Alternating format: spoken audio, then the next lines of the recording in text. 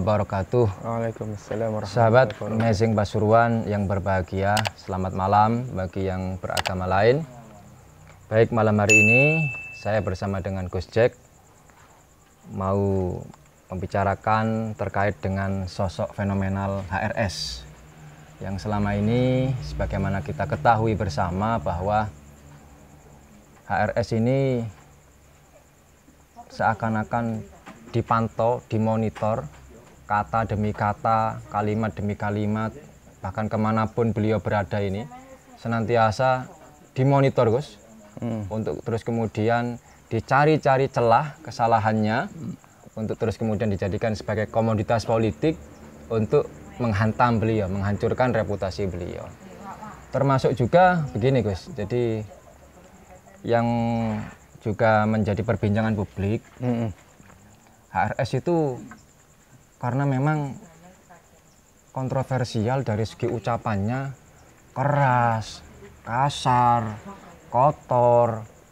Masa sih ulama berkata lunte misalkan, Gus? Waktu itu kan sudah pernah kita bahas ya. Padahal kan tidak menyebut nama ya. Terus masa sih kata-katanya misalkan goblok ya. Terus ada lagi dicuplik, itu cuplikannya, Gus, ini diambil di framing ya, kurang ajar dan seterusnya dan seterusnya.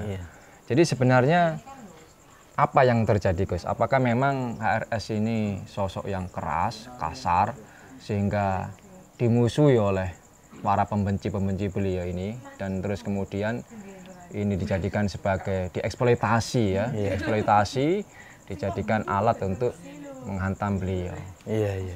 Apa sebenarnya yang terjadi nih, Gus? Jadi menurut saya memang ada ketidakberesan ya, ketidakberesan cara memahami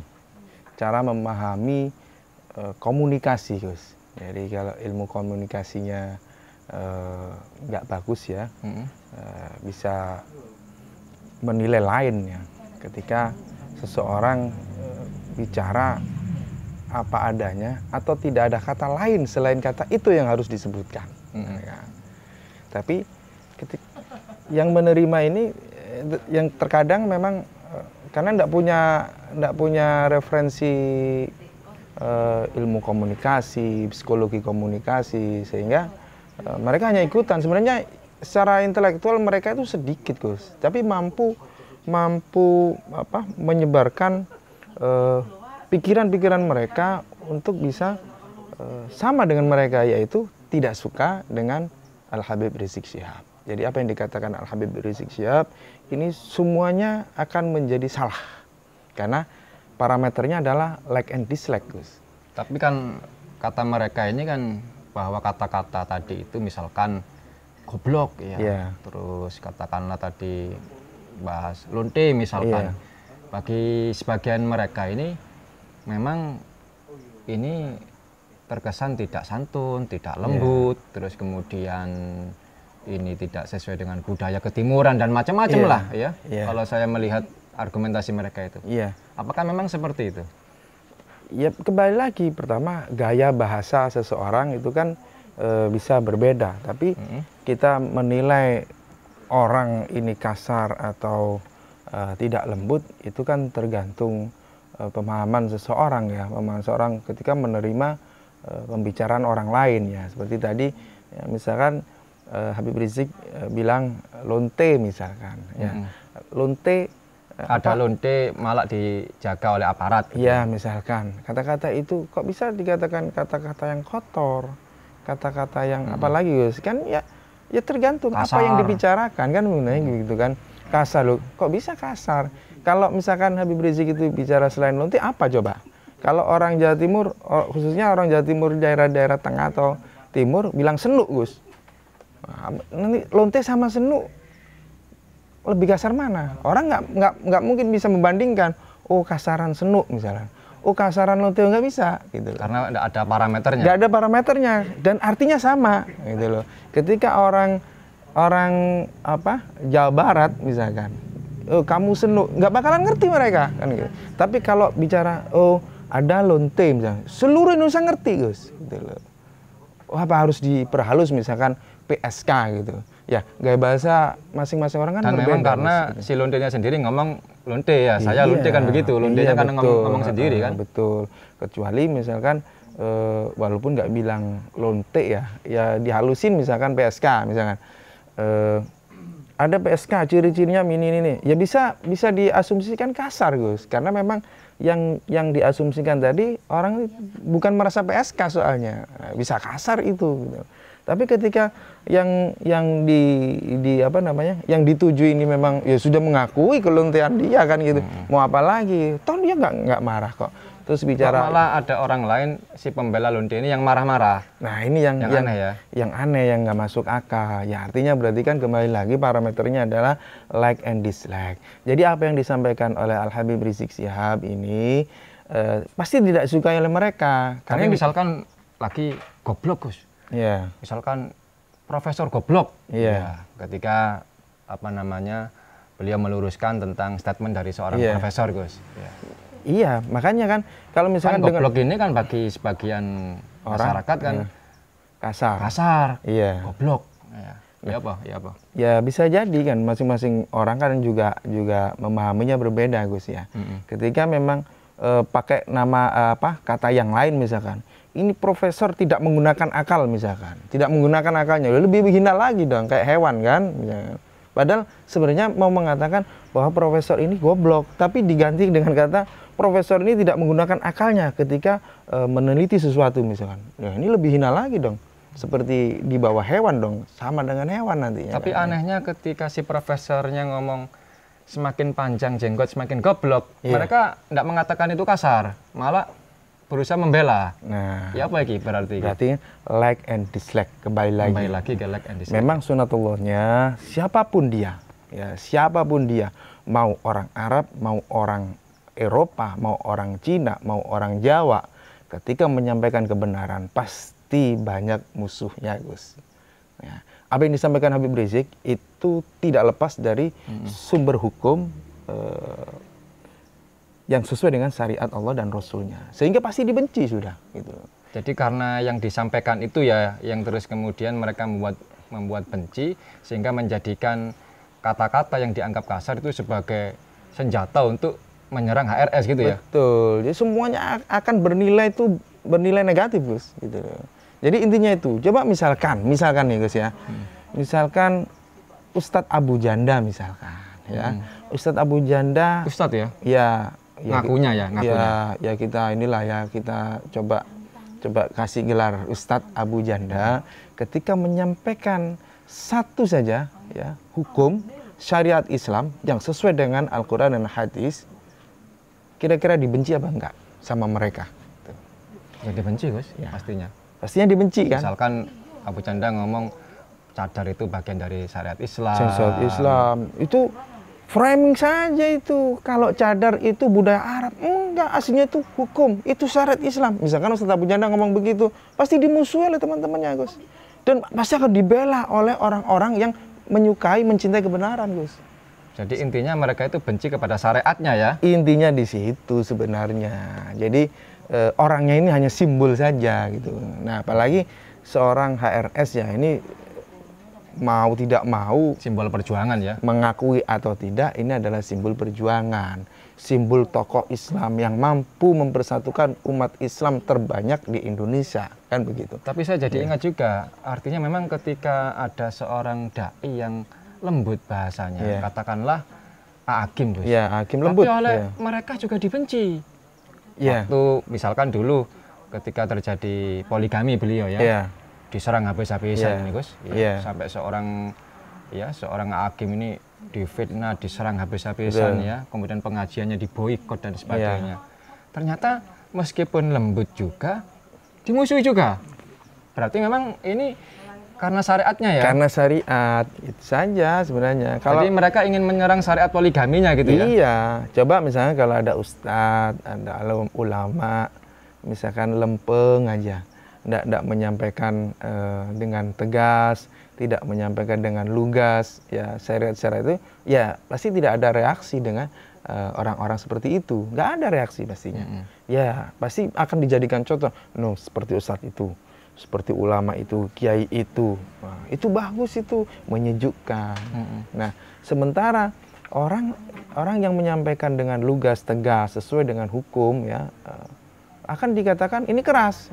Karena mereka hakikatnya tidak mau syariat itu diterapkan untuk dirinya, apalagi untuk masyarakat. Mungkin kepentingan bisnis maksiatnya terganggu misalkan Gus ya. Bisa jadi. Akhirnya kan mereka akhirnya menyerang balik kan ya. Bisa jadi. Ya itu kan efek ini aja, efek duniawinya aja. Tapi hatinya hakikatnya cuma anti terhadap syariat. Itu pakemnya begitu, Gus. Terus ada lagi misalkan Ustadz Abdul Somad. Padahal kan ini juga enggak keras bahasanya, bahkan jok-joknya menyegarkan ya. Bahasanya juga biasa, standar. Terus cara penyampaiannya juga sangat baik ya. Tapi juga dibenci. Bahkan di beberapa daerah sempat dipersekusi. Iya. Padahal kan enggak keras ini, enggak kasar. Iya. Tapi dibenci juga. Nah, karena UAS ini dekat dengan para habaib dan memuliakan zuriat Nabi. Karena dekat dengan HRS. Dekat dengan HRS. Ya, ini terus pernyataan atau ceramah-ceramahnya UAS ini kan sering membela ya, dikonotasikan membela grupnya HRS. Sehingga ya ikuti, pokoknya yang terkait dengan HRS, membela HRS, mendukung HRS, mencintai HRS, mengikuti HRS akan di Berarti saya ingat juga kembali ke Akim tadi itu. Dulu ketika Akim berdoa ketika banjir Jakarta, Gus, menganggap ini adalah ujian, dinyinyiri sama Ustadz Abu Janda tadi itu. Kalau gubernurnya Anies, kalau ada banjir ujian. Kalau gubernurnya Ahok, ini musibah, azab. Dinyinyiri sih, Gus. Karena memang kebencian kepada sosok yang ada kedekatan dengan HRS dan selalu menyampaikan kebenaran. Itu sudah sunatullah, Gus. Maka ya memang harus menjadikan pribadi Nabi itu uswah hasanah tadi, keteguhan hati, kesabaran hati. Ya. Terus sebaliknya misalkan saya juga ingat ini ketika ada tokoh yang mengatakan masa kecil Nabi rembes. Ini kan bahasa rembes kan kalau kita kaitkan dengan tadi bahasa yang tidak pantas ya kan juga tidak pantas juga kan ya secara umum ya kan juga kasar juga rembes ya. Tapi oleh mereka nggak dibenci, malah dibela, digolekno dasar kitab. Ternyata Nabi Bian tahu lorong meripat, terus langsung dikatakan iki dasarnya Nabi rembes. Ya apa berarti iki? Nah, ya itu karena gini, karena ada reaksi, Gus. Jadi pernyataan rembes dan sejenisnya karena ada reaksi orang-orang yang ingin membela kesucian, membela kemuliaan Nabi. Rasulullah SAW, sehingga ini dianggap ini musuh karena musuh gitu loh. Karena seandainya nggak ada reaksi, ada yang menyatakan rembes, mungkin kalangan mereka yang akan membuli. Oh, jadi karena setelah ada kata rembes, terus kemudian dari kelompok yang cinta kepada Nabi ini, terus kemudian mengkritik keras, akhirnya mereka membela itu. Seandainya tidak ada, mungkin mereka yang akan membuli.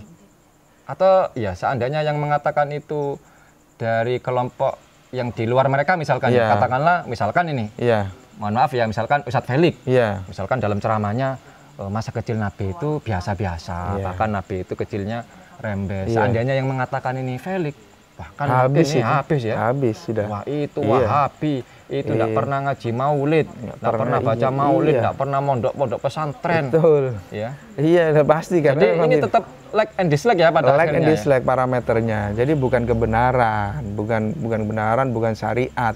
Jadi hawa nafsu yang dikedepankan gitu. Makanya ketika melihat siapa-siapa yang dekat sama HRS, ya mereka akan semampunya akan bereaksi yang negatif, Gus, gitu. Tidak punya rasa husnudzon dulu, bagaimana check and recheck. Oh iya, jadi kalau misalkan ada tokoh mereka yang dikritik oleh kelompok yang di luar mereka, maka mereka akan mengatakan tabayun. Tapi ketika mereka yang menghujat kelompok di luar mereka, tidak pernah tabayun, Gus. Langsung dihujat, iki radikal. Gak tahu tabayun pisan. Ya, itu makanya kalau sudah parameternya tadi itu like and dislike yang bersumber dari kebencian, ya tidak saling menghargai, tidak saling toleransi, ya hasilnya seperti itu. Makanya kan cobalah kita introspeksi, muhasabah diri, hati kita itu kayak apa sih gitu loh. Masa sih kita harus terus membenci? Itu juga capek, Gus. Mungkin yang dibenci kuat, seperti HRS misalkan, dibenci diserang, mungkin kuat. Yang membenci itu capek sendiri, lama-lama dia capek. Ya syukur-syukur ya mudah-mudahan Allah memberikan hidayah kepada mereka-mereka sehingga membencinya berhenti. Nah, makanya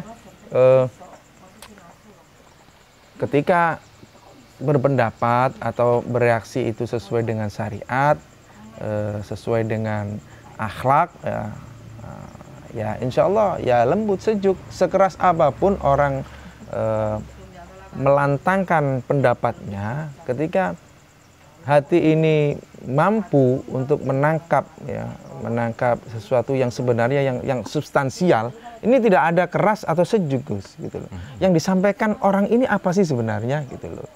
Yang disampaikan bicaranya lantang, tapi yang disampaikan ini adalah kebenaran. Hati yang bersih akan mudah menangkapnya, Gus. Nggak ada, oh keras Anda, oh Anda terlalu tegas, Anda terlalu harusnya sejuk, nggak ada, gitu loh. Tapi ketika yang disampaikan walaupun dengan nada yang sejuk, dengan muka yang lembut, ya, tapi yang disampaikan ini keluar dari syariat, kalau hati yang jernih akan menolak, Gus, akan menolak. Nah, ini bedanya ketika memang menangkapnya dengan hati yang jernih atau dengan kebencian. Nah, ini persoalannya di situ. Iya. Jadi memang saat ini kan kita harus bisa berpikir yang objektif, yang fair ya. Jadi artinya misalkan ya HRS mengatakan tegakkan keadilan, tangkap penista agama.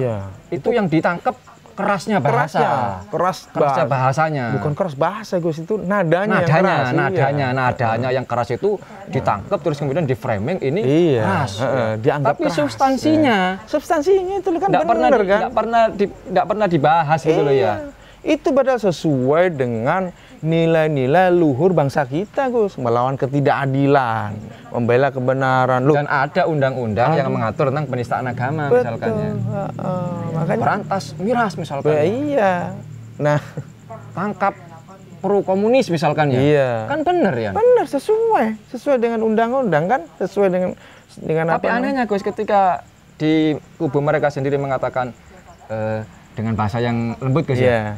Semua agama sama, semua akan masuk surga, nilai kitab sucinya sama, tujuannya sama kok. Sama kok, menuju kepada Tuhan kok. Karena dengan bahasa yang lembutnya ini akhirnya dianggap baik orang ini ya. Baik ya. Padahal substansinya menyimpang. Iya. Nah, ini yang perlu muhasabah hati, lalu menambah ini apa namanya wawasan sebenarnya, atau belajar inilah ya. Psikologi komunikasi. Jadi apa sih yang disampaikan gitu loh. Kalau kebenaran mau keras, mau tegas, mau lembut, nggak ada soal kok sebenarnya. Yang penting kan apa yang disampaikan. Substansinya. Iya. Kalau kasar itu ketika ngomong bicara ada orangnya. Anda ini goblok bener. Lah ini kasar, Gus. Iya. Ketika bercerita ya, Anda ini goblok. Loh, kenapa? Yang disampaikan sebenarnya bukan goblok ya, gitu loh. Kecuali kalau langsung ke orangnya ya. Nah, misalkan ada orangnya ditunjuk, lonte misalkan. Nah, itu baru ya. Di depannya misalkan Anda ini lonte. Baru kasar ya. Kasar dong. Tapi kalau bercerita kan nggak ada orang. Bercerita ada lonte, dijaga oleh aparat misalkan ya. Sebenarnya yang mau disampaikan itu apa? Ya harus bisa ditangkap. Atau sama juga misalkan ada orang kafir, Gus ya. Kamu kafir, kasar dong. Dan saya pikir nggak ada lah orang seperti itu ya. Nggak ada. Tapi kalau misalkan bercerita ada orang kafir begini. Iya. Masa itu dibilang kasar? Berarti Al-Quran kasar karena ya ayyuhalladzina kafaru. Iya, bukan ya ayyuhalladzina ku anfusakum ya, bukan ya. Jangan sampai meleset keliru loh, Gus ya. Dudung.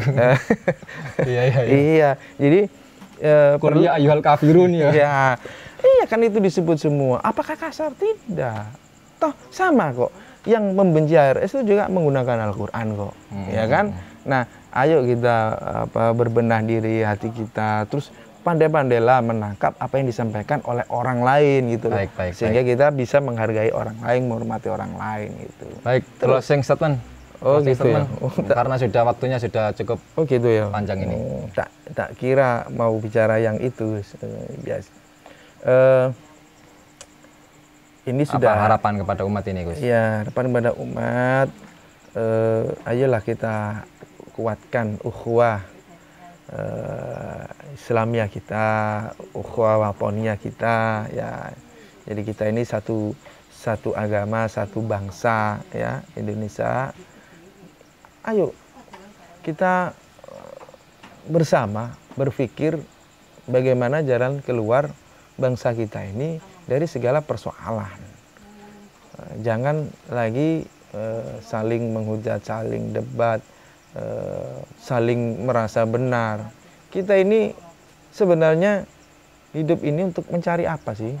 Kita ini kan mencari keselamatan dunia akhirat untuk diri sendiri sebenarnya, bukan untuk jamaah, bukan untuk karena nanti di akhirat itu pribadi-pribadi. Jadi nggak ada. Misalkan saya berteman sama antum, apakah di akhirat saya minta syafaat sama antum? Ya, jangankan saya minta syafaat, antum sendiri aja cari syafaat pastinya, iya kan? Nanti carilah saya ya, ada ya itu ya, nggak tahu itu hadis atau apa Gus? Yang carilah jika di surga nanti tidak ketemu aku, carilah aku, tolong. Makalah ya. Padahal secara ini ya pemahaman ya, bahwa kita nanti kan di apa namanya bertanggung jawab sendiri-sendiri kan. Apa ayatnya itu? Kullu nafsin bima kasabat rohina ya. Kalau nggak salah itu kita bertanggung jawab sendiri-sendiri. Nah, sementara yang kita andalkan, yang misalnya antum saya anggap soleh lah misalkan. Antum sendiri itu bingung nanti. Karena memang itu hadis ya, hadis di Al-Quran juga, manusia itu akan kebingungan dengan dirinya sendiri. Apalagi menolong temannya, menolong saudaranya. Ini bingung gitu loh. Nah, maka mumpung kita masih hidup, punya umur, Allah masih memberi kesempatan, kita untuk apa membenci orang, memusuhi orang? Demi siapa? Demi jamaah, demi komunitas, demi tokohnya, demi juraganya. Untuk apa? Itu tidak akan mampu menolong di akhirat. Siapapun dia, nggak akan mampu. Apalagi yang dimusuhi itu dzurriyyah Kanjeng Nabi. Apalagi, ya ini kan nggak pas, Nabi akan marah nanti. Kan Nabi kan menyatakan bahwa siapa yang memusuhi keturunanku berarti memusuhi aku. Siapa yang menghina keturunanku dia juga menghina aku, gitu loh. Maka baik-baiklah kepada turunanku, kepada keluargaku, kan begitu syariatnya Gus ya. Nah, untuk itu ayo kita muhasabah diri, hati kita jernihkan, kita lebih dewasa lah ya untuk menanggapi persoalan-persoalan yang ada, terus menghormati siapapun dia. Layak kita hormati, terlebih ulama, kiai, ustadz, itu kita hormati apapun yang disampaikan selama tidak keluar dari syariat. Bolehlah kita mungkin berbeda cara, boleh lah ya. Boleh gitu, beda seragam, beda wadah, boleh. Itu memang hasanah, perbedaan itu juga bagus sebenarnya untuk kita saling mengisi, saling sempurna. Nah, ini jangan sampai mengarah kepada hal-hal yang memang sudah dinubuahkan Nabi Gus. Kita itu ngeri gitu, ngeri di akhir zaman ini.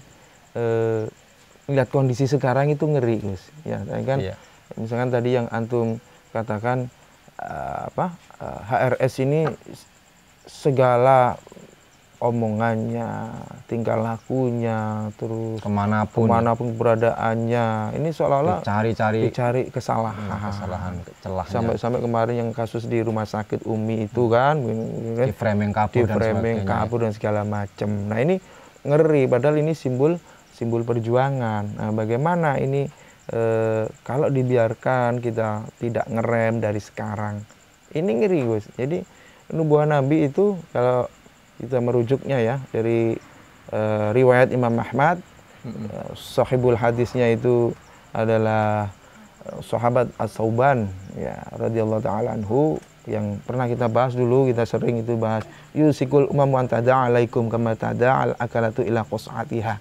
Hadis qas'ah itu loh Gus, hadis loyang yang dimana Nabi sudah mengkabarkan nanti di akhir zaman hampir-hampir umat ini akan dikerubuti, dikerumunin oleh umam. Umam ini berarti semua umat selain umat Islam yang mereka akan memakan dari berbagai arah, bagian nampan yang di situ ada makanannya. Jadi nanti akan direbut umat Islam ini, bahasa kita itu mayoran loh Gus. Digawe mayoran. Gawe mayoran umat Islam, gawe mayoran. Dikerubuti. Iki Nabi yang ngomong. Musuh-musuh dikerubuti Islam. oleh musuh-musuh Islam. Nah sekarang sudah agak kerasa kita. Melihatnya itu agak kerasa ini. Ya kan? Oleh musuh-musuh umat Islam ini, ya termasuk orang-orang munafikun Gus. Orang-orang munafikun, dia agamanya Islam tapi menyerang syariat Islam. Nah ini termasuk akan menggerogoti, mengerumuni, menjadikan mayoran umat Islam. Kenapa bisa begitu? Karena ternyata sahabat ini nanya, loh apakah kita waktu itu sedikit ya Nabi? La, bal antum yawma idzin katsir. Tapi kalian itu banyak waktu itu. Loh tapi kok kenapa kok banyak? Kok dikerubuti? Iya, karena kalian ini walakinnakum ghusaun ka ghusa isail. Jadi akan tapi kalian ini banyak, tapi seperti buih di lautan, nggak ada manfaatnya, nggak ada kualitasnya. Nah, jangan-jangan sekarang HRS ini ketiban untuk Gus, apa ketiban untuk buih, yang jadi buih. Jangan sampai kita menjadi buih. Nah, kenapa menjadi buih? Ya, di situ dilanjutkan bahwasanya Allah ini juga mencabut rasa takut mereka yang mengerubuti tadi Gus. Mencabut rasa takut dari dada-dada mereka sehingga kalian ini tidak punya kehormatan sama sekali. Nggak punya wibawa. Nggak punya wibawa. Karena jadi buih tadi. Karena jadi buih. Terpecah-pecah. Sehingga tidak punya wibawa. Mudah sekali mereka menghancurkan umat Islam, melecehkan umat Islam, menghina umat Islam. Nah ini dan Allah memberi ujian Gus. Memang nanti umat Islam ini disusupkan di dada-dada mereka, yaitu wahan ya, bukan Wuhan ya, wahan. Nggak tahu kalau ada kaitannya kata-katanya Wuhan sama wahan ini ya. Wahan, wamal wahan ya Rasulullah. Rasulullah jawab qal ya. Wahan itu hubbut dunya wa karahiyatul maut. Cinta dunia dan takut kematian. Sekarang kita lihat kondisinya. Ini cinta dunia. Sekarang kenapa mereka ini kok banyak yang menyudutkan ya HRS, kekuatan-kekuatan ini menyudutkan HRS? Ya karena cinta dunia. Demi dunia. Demi harta, jabatan. Wa karahiyatul maut. Takut mati. Artinya apa? Kalau mati selesai dia. Hartanya mampet, ya, jabatannya mampet, tahtanya mampet dan segala macamnya mampet. Nah, disitulah kita harus merenungi hadis ini. Ini hadis nubuah Nabi yang akan terjadi. Itu adalah keniscayaan. Untuk itu, insyaallah, ayo kita bersama-sama umat Islam, saudara kita yang di luar Islam yang sebangsa dengan kita, ayo kita rukun, toleransi, kita perkuat sehingga ayo kita ini mau bagaimana? Bangsa kita ini maju atau bagaimana? Atau bangsa kita ini akan terpuruk kalau terus seperti ini. Nah, dengan kasus-kasus yang kita lihat akhir-akhir ini ya, penyudutan, penyerangan tanda kutip ya Gus ya, membunuh karakter seperti ulama-ulama yang berporos kepada HRS, ini kan akan menjadi sebuah bibit-bibit permusuhan nantinya kan kalau tidak diselesaikan sekarang dengan dialog dari hati ke hati kita sama umat Islam, kita sebangsa dan setanah air. Ayo kita majukan bangsa kita ini. Bangsa kita ini besar, budaya kita juga baik. Kita tuh punya potensi ya, baik itu SDM-nya atau SDA-nya. Kita ini bangsa yang kaya sebenarnya. Ayo kita bekerja sama, kita bersatu untuk membangun bangsa ini tanpa lagi ada framing-framing, stigmatisasi di antara golongan yang ada di Indonesia ini, Gus. Itu mungkin Gus ya. Luar biasa. Baik sahabat, sebagai penutup ini ada tulisan yang cukup menarik ya. Zulkifli Usman, seorang analis politik dunia Islam dan internasional. Judulnya Mencuci Otak Muslim. Tanda kutip ya. A'agim itu dai yang lemah lembut, kalem, damai, dan anti kekerasan. Kalau dalam kacamata syariah, tidak ada kesalahan fatal yang beliau lakukan, tapi beliau dibusukkan lewat isu poligami beberapa tahun yang lalu ya. Habib Rizik dai yang tegas. Beliau bukan keras apalagi brutal. Langkah-langkahnya selalu pakai payung hukum, penegakan syariat dalam bingkai NKRI, tapi namanya dibusukkan lewat isu chat mesum, palsu murahan. Ustadz Abdul Somad dai yang lugas, jelas, tegas, dan selalu menyerukan persatuan. Langkah-langkahnya juga konstitusional, tapi namanya dibusukkan dengan isu pendukung HTI. PKS itu partai politik yang moderat, haluan politiknya humanis, jalan tengah antara ekstrem kiri dan kanan, jauh dari kata radikal. Langkah-langkah politiknya masuk logika demokrasi modern, tidak ada aturan yang ditabrak, tapi tetap saja dibusukkan lewat isu-isu Wahabi, partai radikal, partai penyebar bibit paham ekstrim, dan seterusnya. Sesungguhnya sasaran mereka bukan A'agim, bukan Habib Rizik, bukan Ustadz Abdul Somad, bukan PKS, tapi sasaran mereka yang sesungguhnya adalah Islam. Ya, Islam adalah sasaran tembak mereka. Musuh-musuh Islam bekerja keras membusukkan tokoh-tokoh Islam, baik secara individu maupun secara institusi. Mereka membayar media, relawan, dan seterusnya, agar nama Islam buruk dan tokoh Islam juga menjadi busuk. Apa boleh buat? Masyarakat awam yang mayoritas menghuni negeri ini tidak paham apa itu agenda setting, apa itu konspirasi, apa itu teori framing. Otak muslim kita dicuci, yang salah dibenarkan, yang benar disalahkan, penjahat dianggap pahlawan, penjahat dibilang ulama, sedangkan pahlawan dianggap penjahat. Tokoh yang lurus dibusukkan, tokoh Islam yang menyimpang dipuja-puji. Sasaran mereka adalah Islam. Karena kalau nama Islam sudah busuk, maka partai Islam juga akan busuk. Pasar Islam juga akan sepi.